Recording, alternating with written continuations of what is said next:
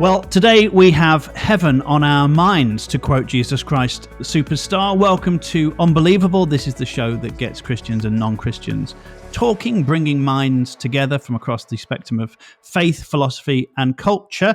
I am Andy Kind, you may know me, and whether you are here for the first time at the pearly gates of Unbelievable, or you feel like you've been here for an eternity, you're very welcome. So sit back, relax, enjoy the show, pull up a cloud, and let other people do the work for you. Fascinating conversation for you today between two men at Princeton, but both King's men at Princeton, Dr. Dale Allison Jr. and theologian Andrew Hronich. And it's on the great unknown, heaven. This is the topic we're talking about. Heaven. What is it really like? Who gets in? And what happens once you're there? So, as is customary, I'll do my housekeeping. I'll give a bit more backstory on the two speakers we have. Dr. Dale Allison Jr. is the Richard J. Dearborn Professor of New Testament at Princeton Theological Seminary.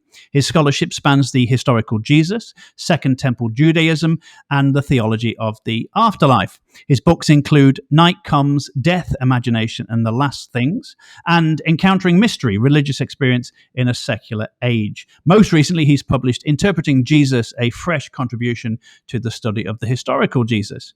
Andrew Hronich is a theologian, a graduate of Princeton Theological Seminary, a prospective doctoral student at the University of St. Andrews here in the UK, and his previous book, Once Loved, Always Loved, tackled the logic of apokatastasis. Have I said that right, Andrew?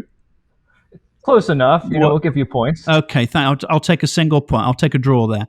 And Andrew's current research explores eschatology, reincarnation, and the afterlife, including questions most Christians are too nervous to ask. Well, I'm not too nervous to ask them. I am bold and fearless in asking these questions. Look, it's a conversation between friends. These two chaps are actually only about 100 meters away from one another, but they're a few thousand miles away from me. So we're crossing at least one divide into the unknown, and we're talking about another divide into the unknown. So let's get started.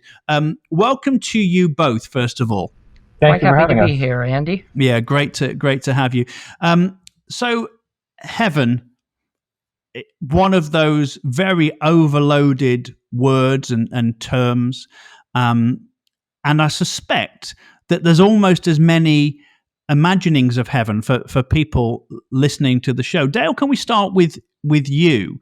I wonder if you could lay out for us some of the imagery surrounding heaven. I saw you give a lovely talk online where you talked about some of the different pictures of heaven. So could you run us through, give us a little sort of tour of the horizon of some of the ideas that are projected into people's minds when we hear the word heaven or we think about heaven? Well, there's several what I would call models. And so there are different ways of imagining the world to come.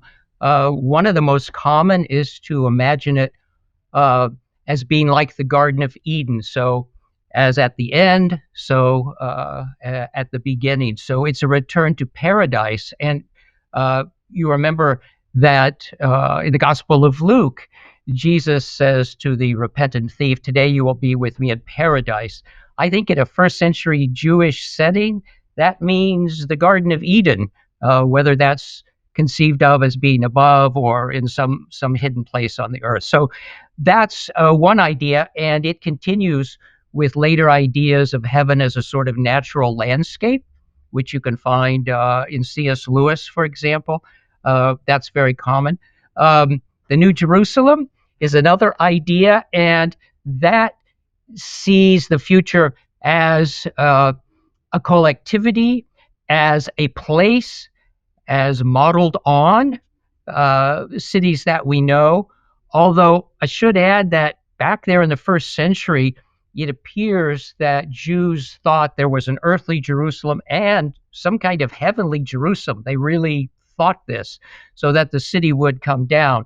You have this, of course, in the book of Revelation. So that's another idea, very different to my mind than the first, although, of course, you can mix and match these things, and you could put the tree of life in the New Jerusalem and, get some landscape in there. Another one is reunion with the ancestors, which I suppose is the most popular idea if you were just to go and talk to people in the pews. It's honestly my first idea or thought. If you ask me what do I want most of all, it's reunion with my dead loved ones, people that I miss terribly. And the most blessed thing that could happen would be to have a reunion with these people. This is all over modern Christian hymns. And again, I think this is probably the dominant idea at the present time.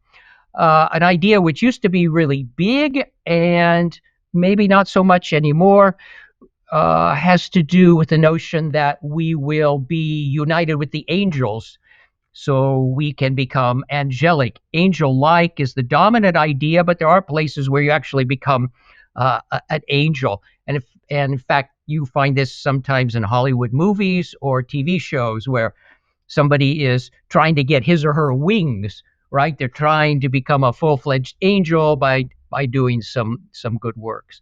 Another very common idea is that the world to come is meeting Jesus or being with Jesus in a way that you are not now. So you remember Paul in Philippians, what does he want? Well, he wants to depart and be with Christ. Same thing for the good thief. You will be with me. So heaven then becomes Christological. And in some places in the tradition, the vision of God, the Visio Dei, becomes the vision of Christ, of the resurrected Christ. So nobody can see God the Father forever, but you can see Christ.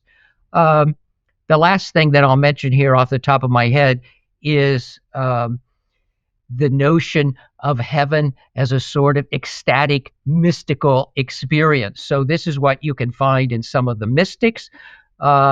If you are not of a mystical bent, it sounds kind of boring because you just see somebody sitting there and nothing's happening and you say, what the heck is going on? But if you're somebody who has had religious ecstasies or who thinks that such ecstasies are the greatest thing that you've ever experienced, you might think, well, heaven has to be something like that. So those are just some of the ways. By the way, if you were to ask me personally, I don't like the city model. I hate cities, so I just don't like it. But all the others I understand and have a place for. And if you understand them as images or parables or models, then you can just kind of move from one to another depending on your mood or the context or whatever. So I don't see these as literal ideas. I see them as imaginings. Yeah, fantastic.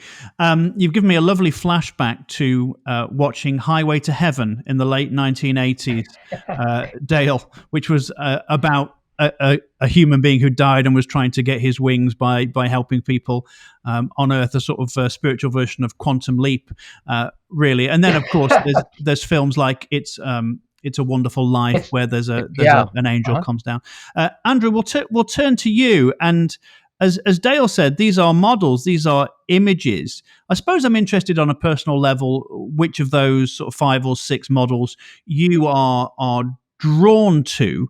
But whether you think we can actually narrow it down from any of those, because as Dale said, all of these models have some kind of clue to them or breadcrumb trail to them within Scripture. So how vague do we have to stay when we're talking about images, ideas, models of heaven, Andrew? So yeah, I think on this I would consult people like Alistair McGrath. I'm sure that Dale has read his book on heaven, or Harvey Cox, or especially Paul Tillich. So Tillich would say, when it comes to language like heaven, right, he would understand symbols. We need to ask, in accordance with the principle of correlation that he posits, what is the existential question that's behind this, right? So if we give a certain image like a city, what is the existential question that's behind it, right? What are the meaning that the people are trying to draw forth through this imagery? And I think, particularly with the city image, I agree with Dale. I think it comes from Jerusalem, right? This was the place where David supposedly set his throne, right, after conquering the Jebusites. This is also where the Ark of the Covenant rested, right? And I think that city gave an idea of the providence of God and the presence of God, right? And this carries over into the New Testament with language of the New Jerusalem. So those are key concepts, right? Would be providence and presence of God. I think that cities provide a security to people. It's not just from invading armies, but we have to imagine wild animals, right? There's this weird passage in the Hebrew Bible about how the conquest, right, is not all at once because of the wild animals, right? And so cities offer protection from that. But then we have to understand that the city is not just merely a sum of aggregates, right? There's a corporate life, a communal life that we see present in a city. Like Dale talked about the importance of ancestors or heritage or family. I think that was very important, the idea of cities, right? The concept of communal life and living together. So I agree with Dale. I have some trepidation about the idea of cities. I was just talking to someone the other day. I'm not big on cities, but if we're getting to the meaning behind it, there is a lot of stuff in that concept of city that draws me. I mean, Augustine talked about the city of God. I remember going to Mass one day. I'm not Catholic, but now and again I go to Mass. And I went to Mass and we were singing a song about, let us build the city of God, right? And it was a powerful image. I mean, John Bunyan used it in the Pilgrim's Progress. We travel from the city of destruction, right, to the heavenly city. Yeah. And so I think it's the idea of communal life that people find really compelling, and the idea of security and prosperity that people often go to cities to find. Yeah. May I follow up here? By all means, Dale. Yeah. So I used to, I guess hate is too strong a word, but I used to dislike the notion of an afterlife as a city. And then a number of years ago, I read an article by Peter Berger, the famous American sociologist, in which he argued that New York City is a foretaste of the kingdom of God. And for me, I always told people I don't want the New Jerusalem. I want the New Maine. That's where I go every summer. I want the outdoors. But he wrote this very convincing piece, and he's not thinking about an ancient city, so Jerusalem would be very different. But I found it fascinating and deeply moving. He talks about New York City as a place that brings together all the people of the world. You can find everybody there. He also talks about New York as a place of magic and a place of possibility where unexpected things happen all the time. Now, of course, there's the downside, but New York is a place where people go with their hopes and dreams to make it, and sometimes they do. Anyway, the point here is that after reading that article, I do think about this idea of heaven as a sort of city, which I didn't used to, but it's not through reading Revelation, which didn't convince me. I just know I don't want another place like that. But when Peter Berger explained what New York City can be and what it is for many people, I thought, yeah, that makes sense. And that essay may be available online. I don't know, but it's one of those essays that you read and it doesn't go away. It stays with you, and it stayed with me the rest of my life. Yeah, it's interesting, isn't it? Because as a child, when you're in Sunday school, for instance, you hear the words heaven and maybe hell, depending on the sort of the tradition that you come from, quite a lot of talk about heaven, but there isn't actually lots of definitive stuff in Scripture about heaven. You know, we John Wimber, of course, said, what does the Bible mainly say? What does it plainly say? The more mainly it says it, the more plainly it says it. And both heaven and hell are things that are largely, perhaps by design, left to our imagination. And I wonder, Dale, whether you think that's a good thing or a bad thing. There will be Christians who think, well, we need to know, we need to have a clear idea, because we can't preach turning away from hell if we don't have a clear idea of heaven. I wonder, from a sort of imagination perspective, whether there's a much more generous way of looking at that, because the fact that we can't say everything we might like to say doesn't mean that we can't say anything at all, does it? No, in fact, if you couldn't say anything at all, I wouldn't have written a book, talking about what might lie beyond. Same thing with Andrew. Andrew, I know you wanted to come back on the city analogy. Yeah, so go back to the city analogy. I think one of the things that stands out about cities to most people is the lack of homogeneity, right? When we think of cities, we think of diversity in terms of culture, people groups, languages, and all that comes with it. And I'm reminded of a book by Grace Kim called When God Became White that I think is relevant here, because in that book, Grace Kim talks about how the theological imagination can be affected by one's sociological or racial background. And so in this book, particularly, she talks about Solomon's The Head of Christ painting. I think many people are familiar with that, right? It's a very Nordic looking Jesus who's looking to the side. And apparently, this painting was placed in many minority cultures' houses, right? Hispanic houses and Black houses. And people were affected by that. In fact, she records how I think it was a Black child asked his mother whether this meant that he was going to have to become white in order to enter heaven. And this is not just an isolated incident. In fact, I was in a class with Dr. Allison where this came up. There was a student in the class who said that he also asked his mom whether or not he had to become white, right, in order to enter heaven. It's a real problem. And so I think that the powerful thing behind a city is the idea that it incorporates more than just one homogeneous group, right? There is room for diversity. There is room for more. And so I think that's why it's important to keep the city image when we're considering what heaven is like. Yeah. So that means it's a post-industrial city where people have come from different walks of life. Most ancient cities aren't going to be like that. But this does raise an interesting question about how these models function for different people. So I'm really big on reunion with family because family for me has been wonderful. But you can imagine somebody who was orphaned and then raised as a nun or a monk and didn't have any real family. Everything was within the religious order.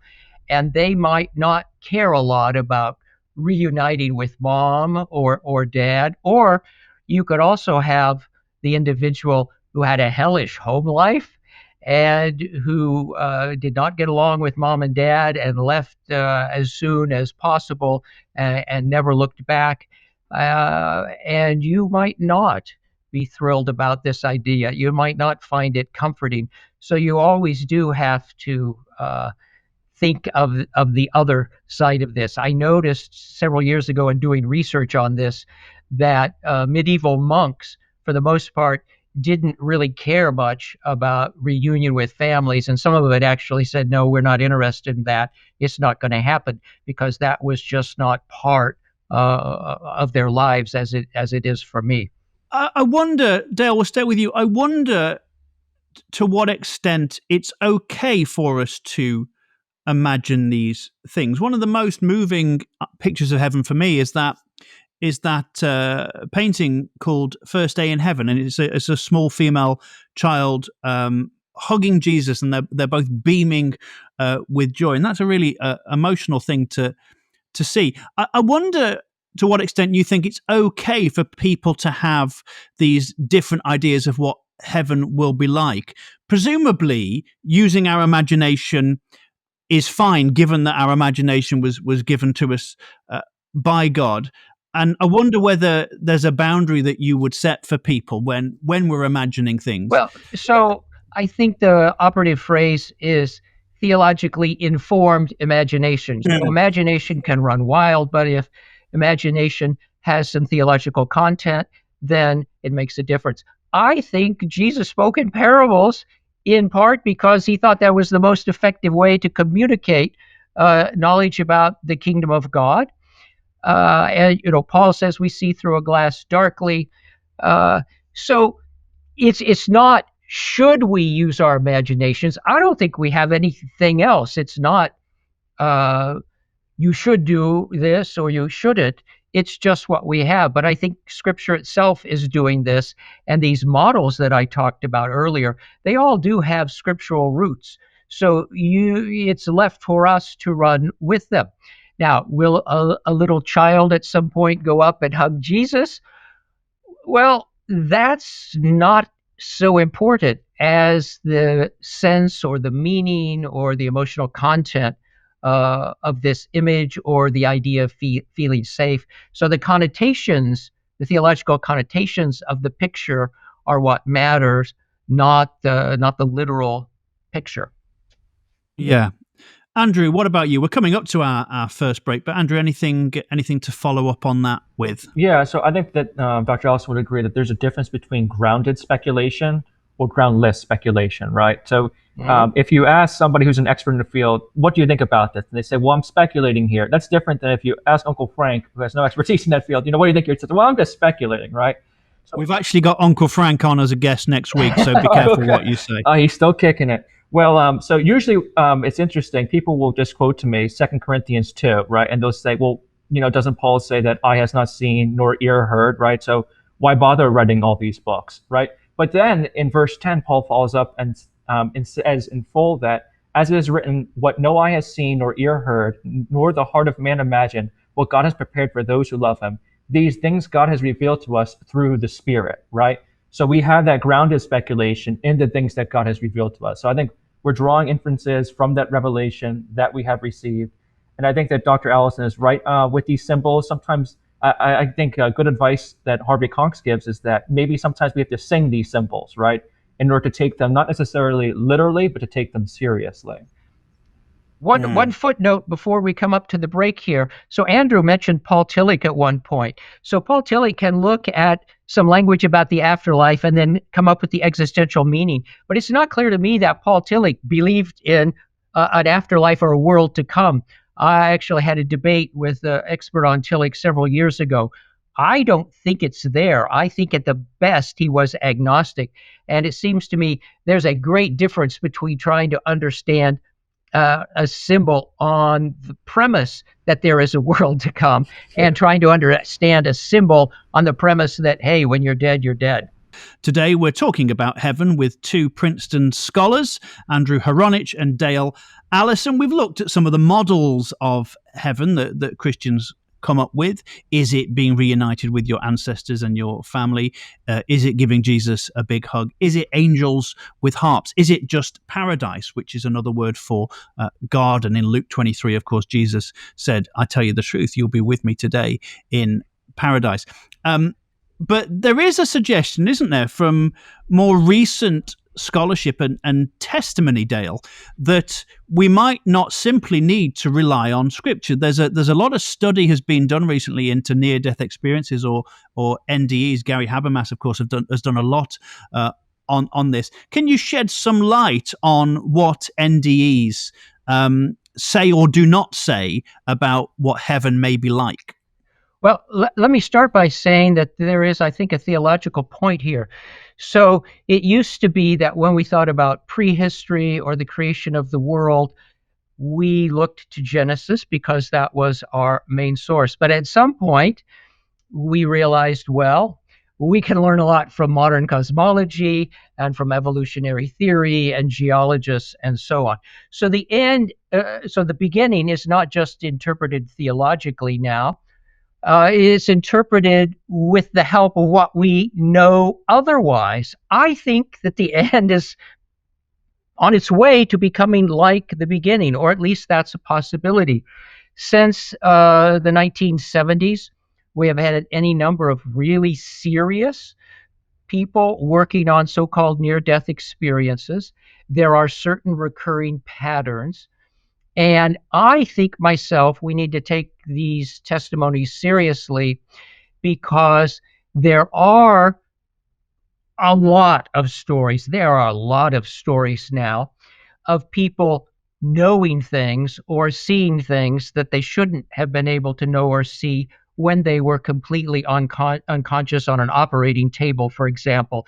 They could tell you sometimes what was going on in the room above or down the hall or something like that. And it's not one or two or three. Any single story like this you could doubt, but we now actually have them in the hundreds, maybe thousands. And if you just go through the ones that have the testimony of medical people who say, yeah, so-and-so woke up And we had this conversation, and I was astounded. It makes no sense to me. We now have a lot of those. And at some point, when you have enough of these, you say, yeah, something really interesting is going on. So my own view is that we need to start taking these things seriously. And I've been disappointed so far with the response of theologians. My cynical self wonders whether the theologians aren't, I don't know, consciously or unconsciously thinking, well, we've always had this territory to ourselves. The theologians have been the ones who talk about what's coming and what heaven is going to be like and so on. And now we're going to have to share this with people at the University of Virginia who don't have any theological training, but they're talking to, people who've had near-death experiences. There's also the very strange and fascinating study of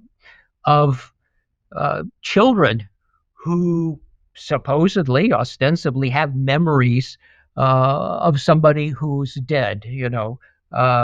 Cases of the reincarnation type court, as they call them.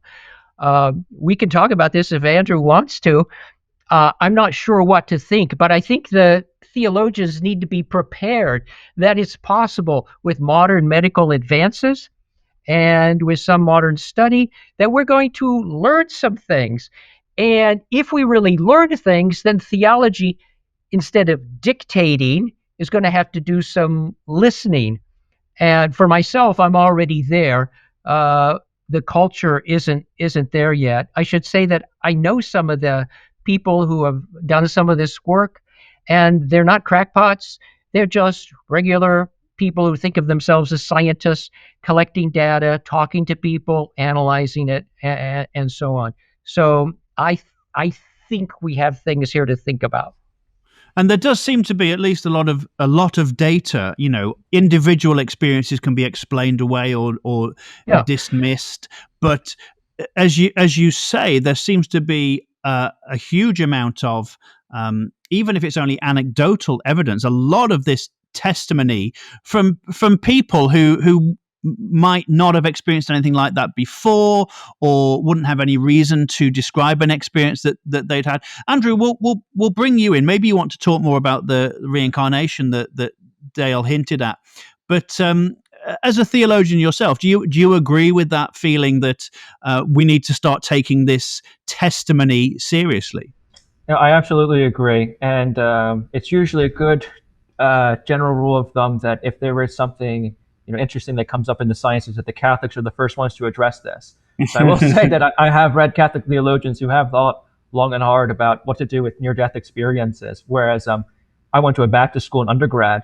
And even though, Gary Habermas went to the same school, there were professors there who were very wary of near-death experiences. And they said, basically, stay away, don't read, that's demon stuff, right? If demons try to communicate. I didn't find that, as appealing. I think that soteriologically, you could work with near-death experiences, something like a final option theory, or you could even work something in like questions about, posthumous salvation, because we hear stories, especially in cases of suicide, right, where they have a very negative near-death experience, but they're given another chance, right? So what might this tell us, about the love of God, how far God is willing to go to try to redeem a person? What might this tell? Maybe God had middle knowledge. Maybe God knew that this is what it would take for a person to repent, right? Opens all sorts of questions. So all I can say is go read the Catholics on this. But if people are also interested, Raymond Moody, right? He wrote that book a long time ago, Life After Life, and that's what I think exploded the conversation regarding near-death experiences, and it seeped into the culture milieu where, my own uncle, which is kind of crazy, who, I would say he's not a very religious person, but he even broached the subject to me of near-death experiences one time. And so there are people who you wouldn't even expect it, they know about these events. I think it's because you see it in film nowadays, you'll see it in TV shows, so it's rather popular.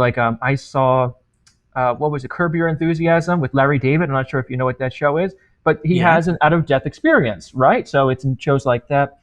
So yeah, lots of these near-death experiences. Now, going back to what Dr. Allison said when he finished. So I actually did an independent study with Dr. Allison on reincarnation, because that is something that I find deeply interesting. And if people want good resources on this, you have to go to UVA. I mean, they're just pouring money into this program. So you have people like Ian Stevenson and Jim Tucker. So Stevenson is dead, but Tucker was his protege. And what Stevenson did was he went around basically the world interviewing. He did hundreds of cases, interviewing children, preferably younger children. So we're talking like lower than 5 years old, right? And these would be instances not just in India where people are already culturally, partial to the idea of reincarnation, but he also documents cases in Europe, right, in Brazil and elsewhere. And so these would be kids who, they would report to their parents or to other individuals claims such as, I was so-and-so, and I lived here and I had this type of toy and I did this and I did that. And what Stevenson wants to do is he wants to show up, right, to this, home before they try to figure it out themselves, right, before they've done the investigation, because by that time, then the parents can try to implant in the children, like they'll figure things out and they'll try to implant in the child, like you were this person. But so he tries to get there before they have quote unquote solved it, right? And he did a lot of these cases, and Tucker's still doing them. And I've got to say that a lot of this stuff should make theologians, very wary, because we have to. Some of them are pretty convincing. Like there was a book called Soul Survivor that Tucker endorsed, and I think it was Chris Cuomo did a segment on CNN about it. It got a lot of stir, and if you really look into it, it's a very, very compelling case. Now, what's going on here is what we would call retrocognition, right? So you're recalling something in the past. Now the question is, what's the best explanation, right, for retrocognition? And it's pretty hard to say. I mean, some could say this extrasensory perception, right? It's psychic ability, because we do have cases where it seems like there are cases of psychic knowledge that they couldn't possibly metaphysically involve reincarnation, right? Sometimes it's cases of cryptomnesia, right? A person forgets where they remembered something, right? So they claim to have been an Irish pirate once upon a time because look at all this information I have on Irish history or whatever, and I never read a textbook on Ireland before, never went to a library, but then it turns out they had an Irish neighbor who babysat them when they were kids, something like that, right? They just forgot that, or they were lying. So could be deception. So it's very hard to tell in case after case, but I will say after reading Stevenson and Tucker's works that there do seem like there are several very powerful cases where it does seem like possibly reincarnation could be at play. So then you would have to say, well, what is a Christian theologian to do with that, right? Is there any compatibility with Christian doctrine and reincarnation? And I intend to make the case, in some forthcoming work that there could possibly be. And I actually got this idea from Jerry Walls, who I debated last time. He had the idea of the refrigerium. Now, the refrigerium you'll see in Cardinal Newman and early church fathers, where basically they said that there would be designated feast days or there would be designated times where God would relinquish his punishments on the damned, right? He'd give them a couple days off or something. And so Jerry Walls got me thinking. He said, well, what if this is what happens, right, in the cases of the damned? What if reincarnation is that time off, so to speak, right? And it was such a fascinating idea, so I started dabbling with it. And I think there's possibility there. And I think we need to take the issue of reincarnation seriously because according to Pew Research, 33% of all U.S. adults believe in reincarnation, 33%, and 30% of Christians do. In fact, unsurprisingly, 38% of U.S. adult Catholics believe in reincarnation. But how many theologians believe in reincarnation? So when I've brought this up, I've had theologians just say to me, that's just too much. You're weird, Allison. We're used to some of your ideas, but that's too far. We just can't think that way. But my response is always, I don't care here about the tradition if we have some empirical evidence. If we have convincing testimony, then we just have to take this into account when we do our theology. Now, by the way, I don't claim to know whether reincarnation is true. I simply find a number of these studies very thought-provoking, and I'm not sure that reincarnation isn't the best explanation. But there are also weird cases of overlapping lives. So one of the stories I remember reading is of a woman, and during a therapy session, she all of a sudden finds herself on a battlefield, and she's standing near a tree, and a bullet comes and whizzes, by her ear, and she knows that she's her father, and she's reliving his experience on the battlefield. Well, when she's done with the therapy session, she goes and talks to her father, who is still alive. And he says, "How the heck do you know all this?" "Yes, that was a real scene. I never told anyone about the bullet because it just grazed my ear, just left this tiny little scar. But you're right. A bullet, grazed my ear when I was next to this tree on the battlefield." Now, the thing is that while she's recalling this, from his point of view, he's still alive. So what is that? I don't know what that is. So do we somehow have access sometimes to the memories of other people? If you're going to start talking about reincarnation, then it's open to all sorts of weird ideas. Is there a library in the sky where everything's recorded, and you just plug into somebody's life at some point? I'm not saying that I believe that, but there is more than one way to think about this. Also, you need to remember that, at least in theory, maybe only some people reincarnate. Maybe most people don't, or maybe most people do. The traditional idea in India is that most people do, but you want to get out of here so that the holy people, the saints, the people who beat karma, they can go on to the next stage. But maybe it's the other way. Maybe it's only a few people who reincarnate. So I don't have firm opinions, except that we need to be looking at the material and thinking about it, both in terms of, is this testimony true and persuasive, and then what do you do with it theologically? Because again, I'm a firm believer in not running from the evidence, and we have evidence here of something. I'm not sure what. Yeah, sure. And I think lots of our Christian listeners, obviously we have listeners of all the different persuasions, but I'm sure that lots of our Christian listeners wouldn't have a problem so much with the idea of having a vision of a bullet grazing an ear. There's plenty of scriptural precedent for visions and dreams and seeing things like that. I suspect that people listening to this are starting to have their hackles go up a little bit at the idea of reincarnation. And so I just wonder how we would frame that within the tent of Christian theology. Is there sort of scriptural references for this? Do we want to start talking about Elijah reborn or anything like that? Andrew, can we come to you just for a while?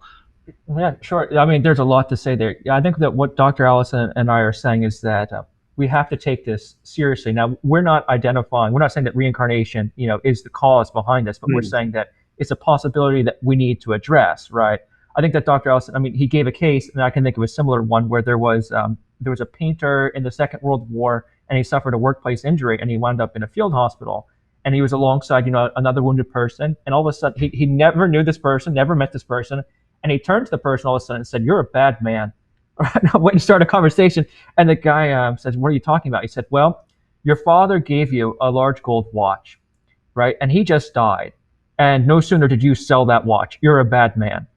Now, how did he know that? Like, he had never met this individual before, right? Now, obviously, he can't be this person reincarnate, right? Because they're both alive at the same time. So something's going on here, right? So this is why some people say that maybe something like the Akashic records is at work here, something like psychic knowledge, right? So we're just looking at the possibilities. Now, as far as you're talking about scriptural, evidence, so Gates McGregor and Dr. Allison, is it John Quincy Howe Jr.? I know it's Quincy Howe. But is his first name John? I don't know the last person you're talking to. I know McGregor. So Quincy Howe Jr. and Gates McGregor are two famous Christian theologians. I guess some people wouldn't consider them Christian, but they attempted to make the case that reincarnation is compatible with Christianity. So they would seek to find early church fathers. So they said that Origen is somebody who supported reincarnation.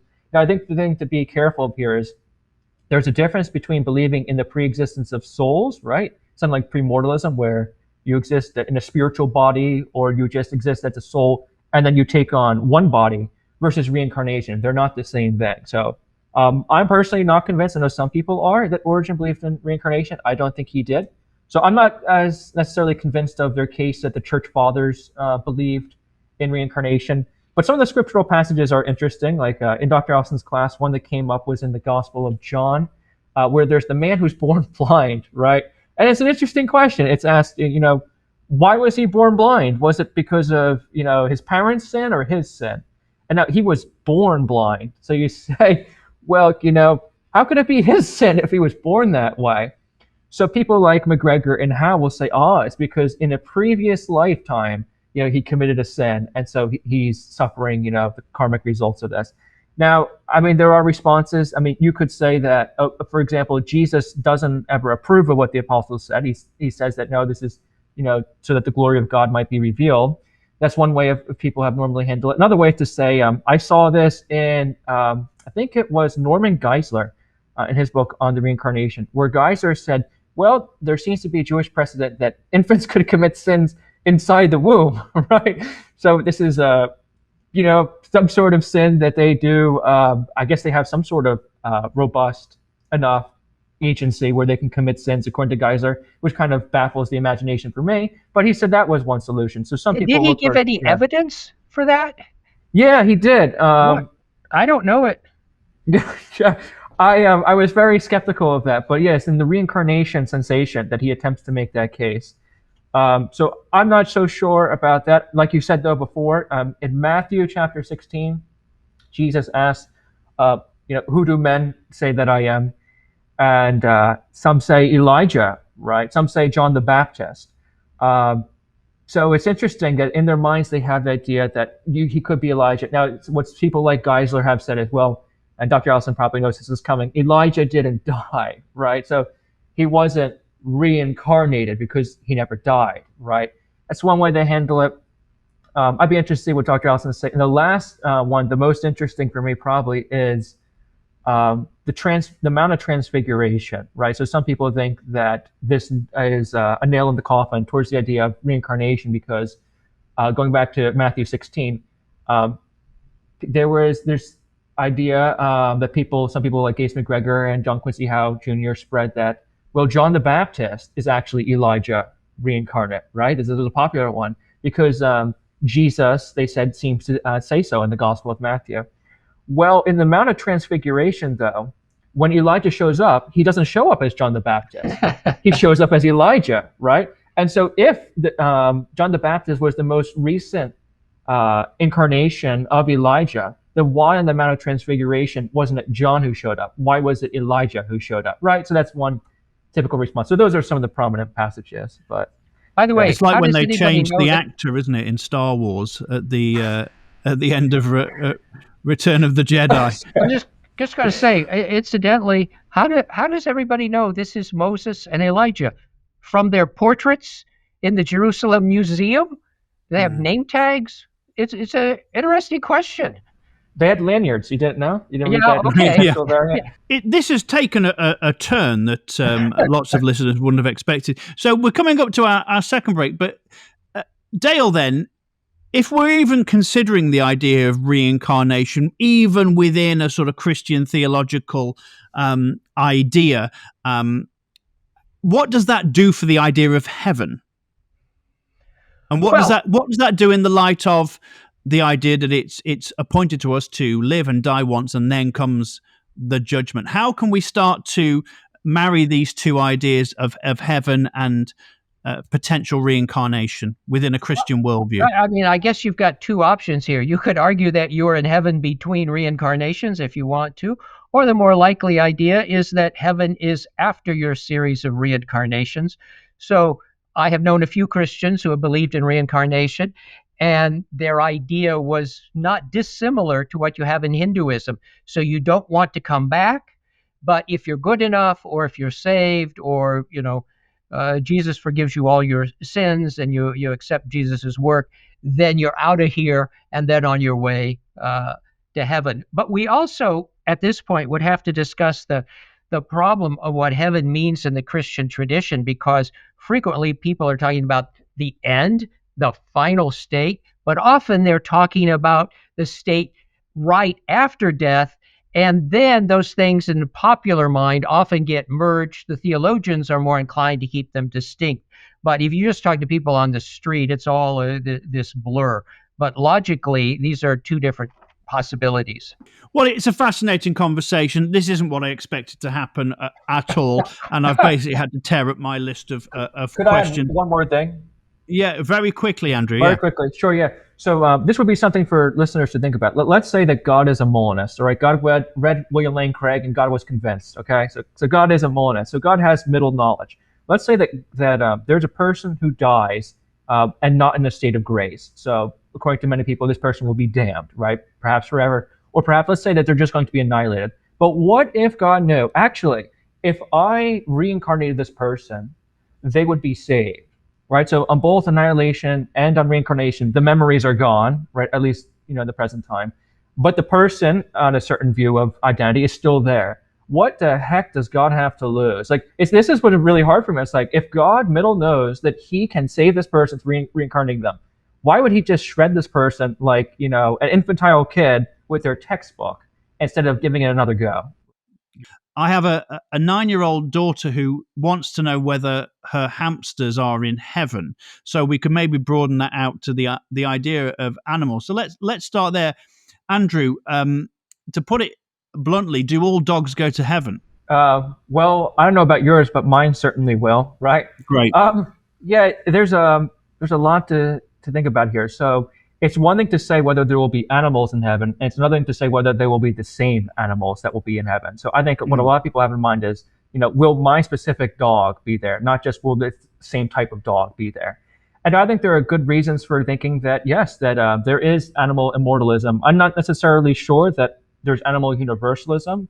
So I'm not necessarily sure that all sentient animals make it, because a lot of this would depend upon if you think that animals have a robust enough agency. Right? Some people say that they do think that there are certain apes that have enough moral agency where they could be out, right? No heaven for you. So it would depend if you think that these sentient animals are agentless or not. And so if all sentient animals are agentless, then there could probably be very good reason for thinking that heaven does exist as or at least a compensation. Now, we should go beyond a compensation, because if we just say that, well, heaven, there is a doggy heaven, for dogs that have had a very rough life, which is sad to say. I mean, animals have been mistreated horribly, right, over the history of the world. It's very unfortunate. So there's a heaven for those dogs who have been mistreated badly. Well, you say, well, what about the dogs who haven't been mistreated badly, right? So it seems very strange that it's a prerequisite for hindering some entity from experiencing future harm that they have had to experience prior harm, right? Could you imagine if two people were drowning and we said, listen, we are able to rescue both of you, but we'd like to know first if either of you has had a really horrible past. If neither of you has, we're going to leave you to drown, right? So then it would seem to be that you would be better off being an animal that was badly mistreated because you get to go to doggy heaven forever, than to be an animal who had a wonderful life, no problems whatsoever, and it just died, right? So that's that's what I could say there. Oh, and then I guess one more point would be that there's a problem of heavenly grief that people apply to human beings, right? So they say, how can I experience supremely worthwhile happiness? How can I be, in a state of perfect bliss in heaven when Grandma Anne, is burning down under? And I'm not talking about Australia, right? Yeah. But some people, interestingly, have applied this same argument to that of animals. I mean, there are certain people who have had very, very strong relationship with animals. I mean, you think of Saint Anselm. I mean, there's some wonderful stories, or Francis of Assisi. Some people very close with their pets, very close with animals in general, and they might be just as devastated as another person who has had a close relationship with a human being, right? So, I mean, there's much more things that could be said. You could say that, many more things on this topic, but I'll just leave it there. Yeah. Yeah, and I think that I like this idea of a hopeful universalism for animals as well. We've had Dr. Stephen Law, who literally wrote the book on humanism, on the show quite a lot recently. We love him on the show. Fantastic thinker, and one of his arguments against Christianity is the hundreds of thousands of years of animal death. If we can somehow formulate a theodicy for animal suffering, I think that would be very helpful in apologetics. So, Andrew, if you could get on with that once you've got to St Andrews, that would be really helpful. Dale, what about you and the idea of animals in heaven? So I'm completely on board. My own feeling is that of William James, who wrote that as far as he is concerned, every leaf should be immortal. That is how I feel. I'm also very taken with a sermon of John Wesley called The Great Deliverance, which you could find online. It's really fascinating, but he believes in the immortality of animals and actually thinks of them in the world to come as sort of moving up the great chain of being. So as, we become more than we are now, they become more than they are then. There is here some scripture if you want. You could go to Isaiah, the lion will lie down with the lamb. There are these texts, or Paul, all creation groans, not just human beings. What does that mean? So I think you can square this with scripture. I think you can square it also with the feelings of those of us that really treasure animals. So I used to tell people my best friend was Cody. Well, Cody was a Maine Coon cat, right? Who slept on the pillow next to me every night staring at my face. So I can't imagine, well, I guess I can, but I don't want to imagine a world to come without Cody or my former best friend, who was a German Shepherd dog. Ralph. Without Ralph, it seems deficient. Let me add here that I was reading several years ago a survey of why people quit going to church. And there was a small percentage, I can't remember whether it was 2 or 3, but it was enough to show up as a statistic. And it was, so-and-so had a pet, a beloved pet, and the pet died. And so-and-so asked the pastor or the priest, what about my pet? And the pastor or priest said, sorry, when you're dead if you're an animal, not if you're a person. And they left the church over this. Now, what's interesting to me is it showed up statistically. So what's going on here in the modern world, this is its own discussion, but people are becoming more and more attached to pets. They're having deeper and deeper relationships than they used to, right? We outlaw all sorts of things that people used to do.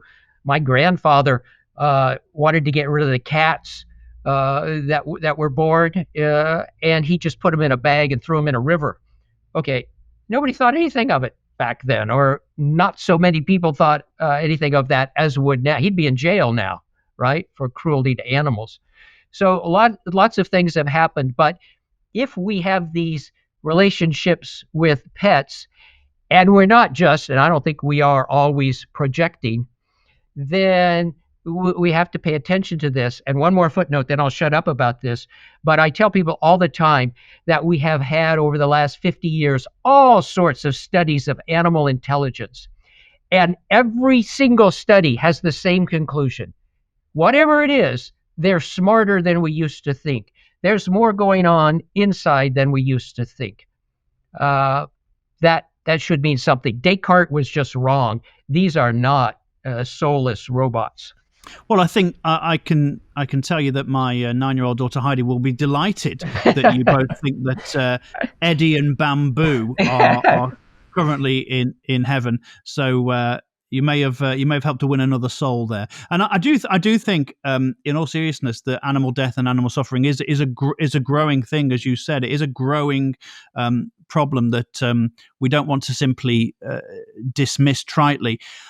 Let's move on now in the sort of final portion of the show to look at the idea of what might be going on in heaven once us and all the pets get there. So let's talk about the sort of activities that we might expect. And again, we might not be able to say definitively. It doesn't mean we can't say anything. So Andrew, what about you? What do you see in terms of the dynamism of heaven and the activities that we might be carrying out there?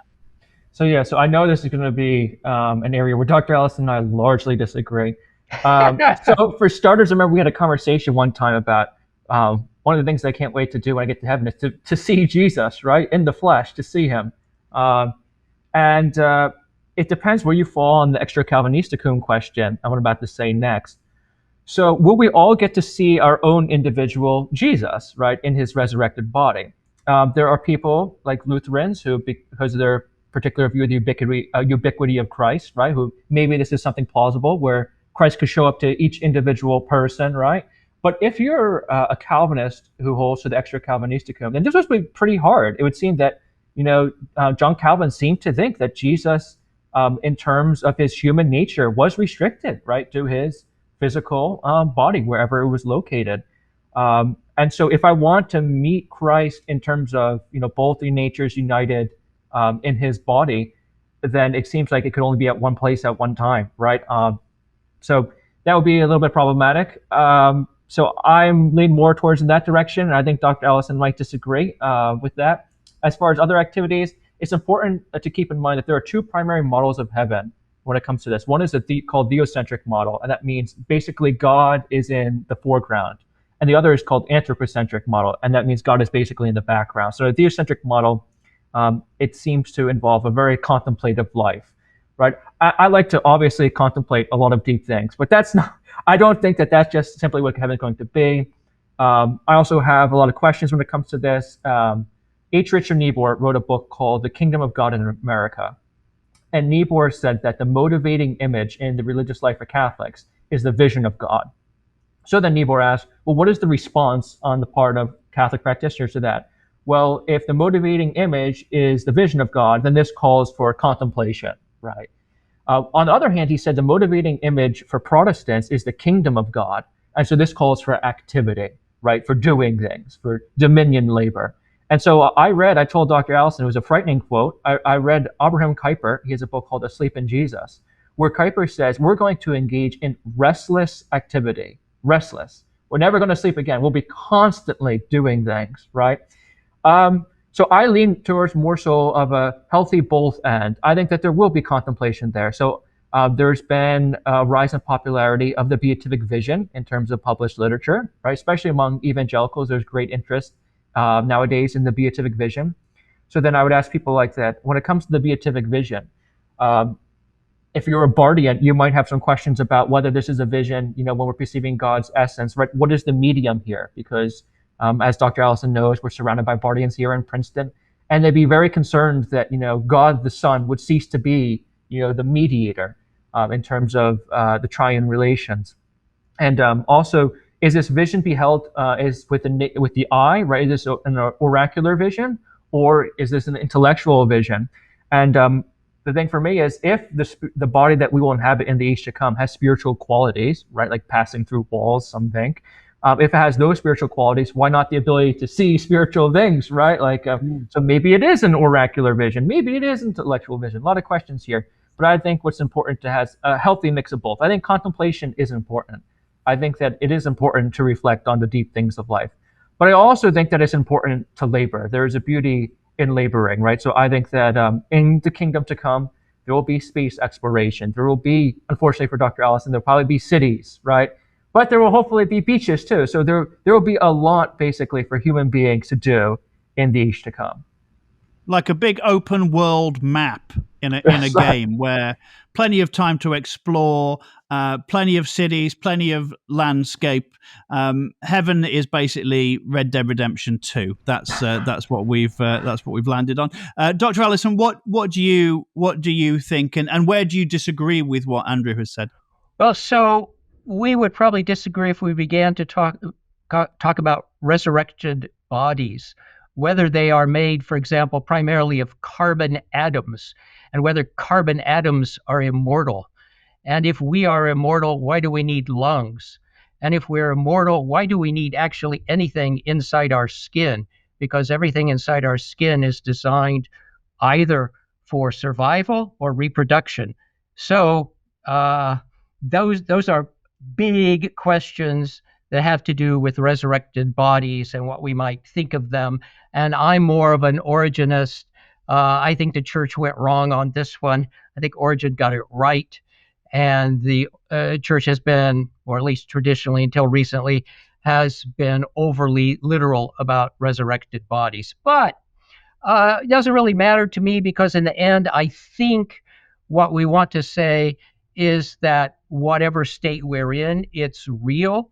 Maybe one way to say this is whatever resurrected bodies are, they enable you to be real in whatever world you find yourself, or whatever dimension or reality. Now that seems important to me. Beyond that, this is my own projection in part, but I'm an academic. I've spent my life reading books.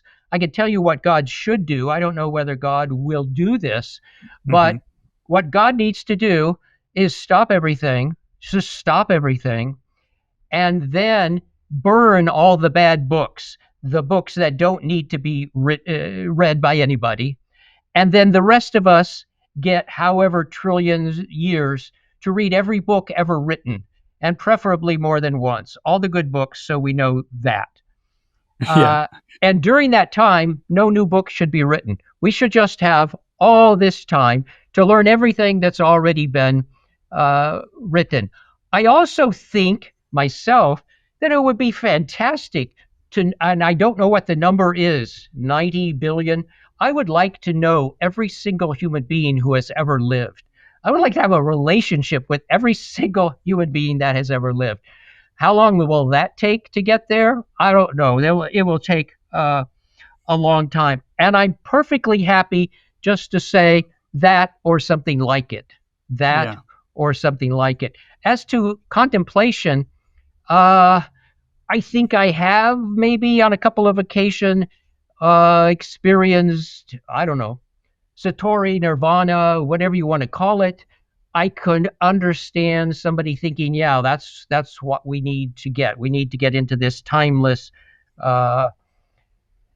state. But I don't know details, and I'm inclined to say this is how I interpret the vision of God. The Visio Dei is seeing the image of God, right? I don't think God in God's self can be perceived by physical or spiritualized in some direct, comprehensive sense. All we have is perception of the image of God. So Christ is the image of God, but we are also the image of God. So I think that we find God, or the vision of God, in this life in the faces of other people, and I expect that to be the case in the world to come, in the face of Christ and in the face of the perfected saints. Whether there's anything more than that, I don't know. One other thing I should add, this is directly related to Andrew. We probably talked about this, but while I like very much Gregory of Nyssa's notion of heaven as perpetual progress, it's always going into the infinite, and since God is infinite, there can be no cessation to it. I'm approaching my 70th birthday, and my wife is a little older than I am. I didn't used to look fondly upon pictures of a heaven where you just sit around on clouds and rest. They're a lot more attractive when you get old and tired and don't have the energy that you used to. And my wife says, whatever this afterlife is, she wants a really long vacation before she starts anything else, because life has just been exhausting. And, I know that when I'm 80, if I make it that far, I'm going to feel even more strongly about this. I'll be napping more and resting more and hoping that heaven has something of rest in it, even if that's, anthropomorphizing everything. But still, that or something, rest or something like it. Yeah, well, you've given two options there for yourself: rest or meeting every single person who's ever been alive. Yeah. I'm not sure that you'll be able to do both of those simultaneously. Dan. Oh, you're small-minded here. So the whole point of models is you just say, no, this is not literal, right? Yeah. So I entertain all these happily, even if they contradict one another. And that's fine. They are lovely ideas. And I often think I'd like to spend the first 1,000 years or so just walking through the biggest forests in heaven, maybe popping into the celestial city for drinks in the evening. But again, that's something that I spend my time thinking about. And also, I suppose, if you are going to burn all the books, but we are going to be meeting everybody, we'll need to keep our Google calendars open at the very least. So we're going to have to come up with some regulations. Andrew, what about you? Because I think what's clear and reassuring very much in what Dale is saying is that there probably isn't much chance of heaven being dull and boring in the way it might have been homogenized in imagery in the past. So what about you? Yeah, I mean, there's a lot to say here. So I'm very wary. I know a lot of people, when they think about heaven, they say that heaven is going to be perfect bliss. And you want to kind of parse that out and say, well, what does that mean? Because I was reading Anselm the other day, and I think it's in the Proslogian 24 maybe or 25, can't remember where. And basically he says that your joy is multiplied, dependent upon like each addition a person to the blessed community. It's multiplied per person, right? Especially for persons that you aided, right, in their pilgrimage, as he calls it, to the heavenly city. And so if that's the case, and you're somebody who you believe you're not a universalist, you believe that not everybody makes it, but you agree with Anselm that each additional person would maximize, right, your joy, then you're in trouble here, right? Like, what do you mean when you say that it's perfect bliss? I also would, I'm a little wary. I might disagree a couple of things that Dr. Allison said. So he didn't say it, but I have met some people, including family members and friends, who believe that heaven is a static state. And I gotta say, there's nothing about that I find attractive.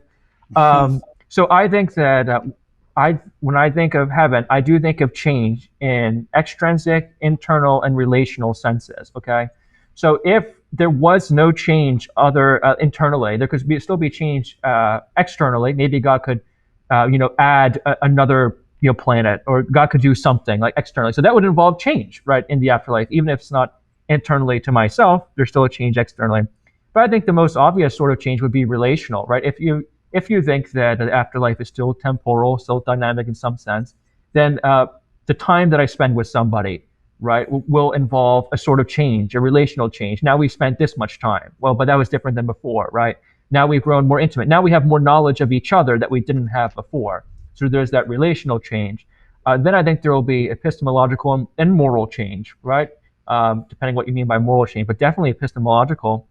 And that he mentioned Gregory of Nyssa, his idea of epictosis, right? I think that there will be a stretching out eternally, right? Into understanding not just the things of God, but I've always wanted to, ask questions about astronomy. Ever since I was a little kid, I found many of those things. Where did the asteroid belt come from?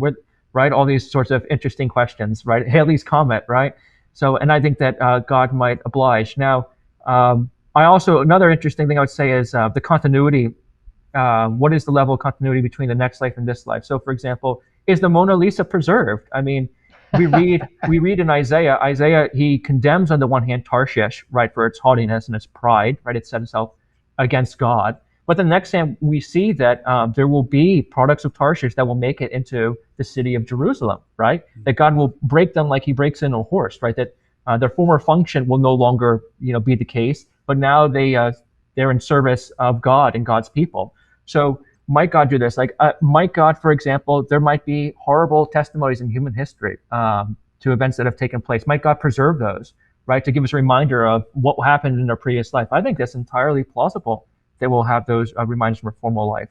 And the last thing that I'll say in regards to activities, a lot of people, they ask me, well, what about our family state, right? Will there be a peculiar relationship between family members or former friends, or just all nice and egalitarian? Now, I don't know where Dr. Allison stands on this, but I have sent him citation after citation of conservative evangelicals who think like me. Tremper Longman was one, but I checked again with Scott McKnight. Both in Lee Strobel's The Case for Heaven and in his own book on this topic, I can't remember what it was called, Scott McKnight thinks that there will be this peculiar relationship that will continue with individuals. So some people rule this out because Matthew 22, Luke 20, and Mark 12, I believe, they all have this question concerning levirate marriage, right? There's this woman, and she marries this husband, and he dies. She marries, the brother, and he dies, and so on and so on. So who's she married to, right, in the afterlife? Well, there's different ways of reading that. I mean, Scott McKnight reads that, and he says, this is Jesus' response that he gives in the Gospel of Matthew and Mark. Luke's a little bit different.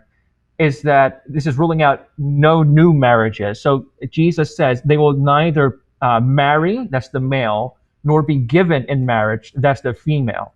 So there'll be no new marriages. Then McKnight says, well, why is there no new marriages? Well, the Gospel of Luke says that they're going to be immortal like the angels. Why does it bring on the angels? Because angels are immortal. They don't need to reproduce to keep the family line going, right? So that's why you don't need any new marriages, but he thinks that the old marriage will continue.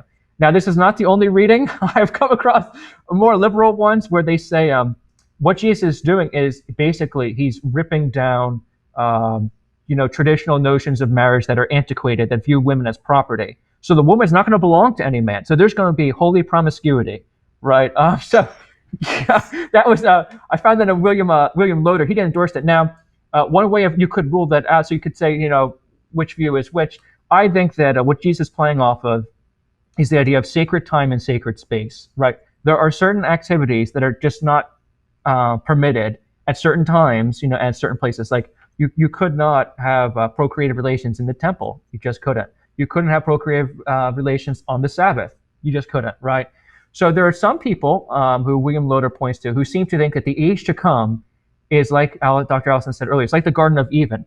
And in the Book of Jubilees, apparently, according to this book, Adam and Eve did not have procreated relations in the garden. They had it before they got in, and they had it after, but they didn't have it in because it was supposed to be like a temple. And so if this is what Jesus is indicating, is that the age to come will be both the sacred space and the sacred time, then it could be that there's no impure activities such as sexual procreation, right? So many different ways to read those passages. Yeah, okay, so... Yeah, we may have got a couple of minutes, but no more. So feel free to respond, Dale, and then I will. So if I'm trying to read Mark 12 and its parallels in the first century context, and Jesus says they will be like angels, I just don't think it leaves room for any sort of sexual activity or reproduction in the world to come. That doesn't mean that personal relationships might not endure, but I just can't imagine it being expressed the way it is if Jesus in the back of his mind was thinking, oh, but they'll have sex anyway. I just don't buy that. Yeah, I would actually, but part of me would agree. Like you have the idea of the 144,000 male virgins, right, in the Book of Revelation, and they're put forward basically as this idea of first fruits. So some people read out that, well, then the optimal state in the afterlife that they're living in accordance with is one where there are no, procreative activity. So we could also enlarge the human population through other means. We just pop a few souls out. Well, so yeah, this is where I would offer a little pushback on that. So I mean, there's different ways you could bring about human beings, right? If you're conservative, you think that God brought about Adam, right, without the help of any other human beings, without their instrumental usage, right? Or you think in the case of the virgin birth, God could do it, but he could do it with one other human being. So he could do it with no human beings, he could do it with one human being, right? So there's different avenues that God could do it. Now, if God likes to share the wealth, quote unquote, and likes to involve people in God's activities like the Great Commission, I mean, he could just send angels or do it directly.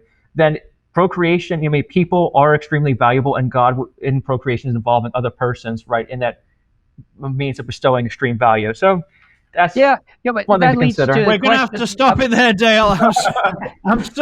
I'm so sorry. We'll have to carry this on in heaven. But our time, not quite on earth, but our time on this show has come to an end. And I do want to just say thank you for an extraordinary show. Our guests have been wonderful. What a ride. Thank you to Dr. Dale Allison Jr. and Andrew Hronich for helping us to reimagine, I'm sure for lots of people, heaven with depth and humility and a lovely dose of creative speculation. Don't forget to check out Dale's new book, Interpreting Jesus, and Andrew's Once Loved, Always Loved, both linked in the show notes. There's also a book out called The Wayfarer by Andy Kind, but that's not apologetics related. If you happen to be searching on the internet, you may find it. If you enjoyed this conversation, and I'm sure lots of you did, I know I did, share it with a friend and subscribe to Unbelievable wherever you get your podcasts. I'm Andy Kind. Thanks so much for tuning in. From me and everyone here in the team, thank you. We'll see you again soon for another amazing episode of Unbelievable. Bye for now.